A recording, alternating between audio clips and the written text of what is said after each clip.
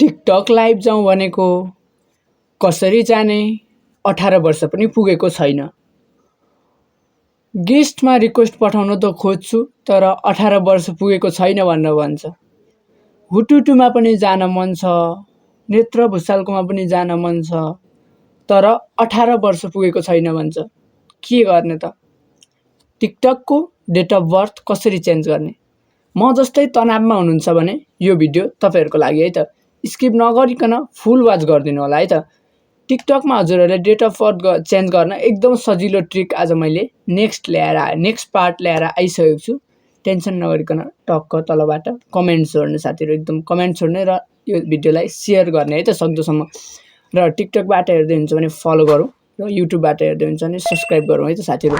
आजको भिडियो रहेको छ हाम्रो टिकटकमा डेट अफ बर्थ कसरी चेन्ज गर्ने त। मैले अगाडि पनि एउटा भिडियो हालिसकेको छु, त्योबाट भएको छैन भने यो नेक्स्ट राउन्ड हो। यो अर्कै टिप्सबाट चाहिँ सिकाउन गइरहेको छु। भिडियोलाई फुल वाच गरिदिनु होला है त। Let's the video watch. सर्वप्रथम त तपाईहरुलाई म आफ्नो मोबाइलको स्क्रिन शेयर गर्न चाहन्छु है त। सर्वप्रथम तपाईहरुले आफ्नो मोबाइलमा रहेको टिकटकलाई ओपन गर्नुहोस्। टिकटक ओपन हुने बित्तिकै साथीहरु तपाईहरु प्रोफाइलमा जानुहोस् है त।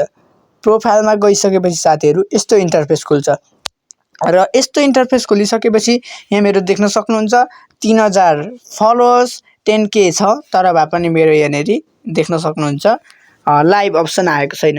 यहाँ तल लाइभ अप्सन आएको छैन है त साथीहरु। तल लाइभ अप्सन आएको छैन साथीहरु। यसरी नै तपाईहरुको पनि त्यस्तै छ भने म सिकाउँछु है त साथीहरु। र यसरी नै लाइभ अप्सन आएको छैन, डेट अफ बर्थ चेन्ज गर भन्छ भने त्यो कुरो म सिकाउँछु। सर्वप्रथम यहाँ माथि रहेको 3 डटमा क्लिक गर्ने। 3 डटमा क्लिक गर्ने बित्तिकै साथीहरु सेटिङ एन्ड प्राइभेसीमा पनि क्लिक गर्ने है त। सेटिङ एन्ड प्राइभेसीमा क्लिक गरिसकेपछि साथीहरु स्क्रोल डाउन गर्दै जाने। स्क्रोल डाउन गर्दै गइसकेपछि यहाँनेरि रिपोर्ट अ प्रब्लममा क्लिक गर्ने है त। रिपोर्ट अ प्रब्लममा क्लिक गर्ने बित्तिकै साथीहरु यहाँ माथि थोरै सार्ने। सारिसकेपछि यहाँनेरि देख्न सक्नुहुन्छ माथि सेक्युरिटी अलर्ट भनेको छ। यो सेक्युरिटी अलर्टमा क्लिक गर्ने। यसमा क्लिक गर्ने बित्तिकै कस्तो इन्टरफेस खुल्छ त्यो कुरा तपाईहरुले यहाँ देखिहाल्नु हुनेछ र यो एकदम सजिलो ट्रिक रहेको छ। यो भन्दा अरु ट्रिक चाहिँ मैले थाहा छैन, पछि केही कुरा जानिहाल्यो भने फेरि शेयर गर्नेछु है त। र यहाँ तल स्टिल हैव क्वेशन भनेकामा यहाँ कन्ट्याक्ट अस छ, यसमा क्लिक गर्ने। कन्ट्याक्ट असमा क्लिक गर्ने बित्तिकै साथीहरु तपाईहरुले यसलाई केही क्वेशनहरु सोध्नु पर्ने हुन्छ र उले तपाईहरुलाई फटाफट एन्सर पनि दिनेछ है त। र हामीले अहिले के कुराको जरुरत छ त्यो कुरा म यहाँनेरि लेख्ने छु है त। यहाँ के लेख्ने छु भन्दाखेरि date of birth CHANGE change भनेर हामीले यसलाई पठाउने छौं। डेट अफ बर्थ चेन्ज भन्ने बित्तिकै पठाइसकेपछि उले यहाँनेरि तपाईको क्वेशनको एन्सर दिनेछ। र यहाँ तल देख्न सक्छौं I want to update my birth date of birth भनेको छ। यसमा हामीले क्लिक गर्छौं। क्लिक गर्ने बित्तिकै साथीहरु यहाँनेरि उले फेरि पनि दिन्छ र कन्फर्म डेट अफ बर्थ भन्नेमा यसमा क्लिक गर्नु होला। यसमा क्लिक गर्ने बित्तिकै साथीहरु तपाईहरुले के गर्ने भन्दाखेरि यहाँनेरि डेट अफ बर्थ चेन्ज गर्ने है त। हजुरलाई कतिको राख्न मन छ आफ्नो डेट अफ बर्थ, आफ्नो नागरिकतामा भएको डेट अफ बर्थ र यो सेम मिल्नु पर्छ है त साथीहरु। फेरि तपाईहरुको नागरिकतामा भएको डेट अफ बर्थ यो फरक भयो भने हुँदैन है त। र मैले अहिले नेक्स्ट गर्छु है त। यो नेक्स्ट गर्ने बित्तिकै साथीहरु अर्को राउन्ड छ हाम्रो यहाँनेरि टक्क एउटा इन्टरफेस खुल्छ है त।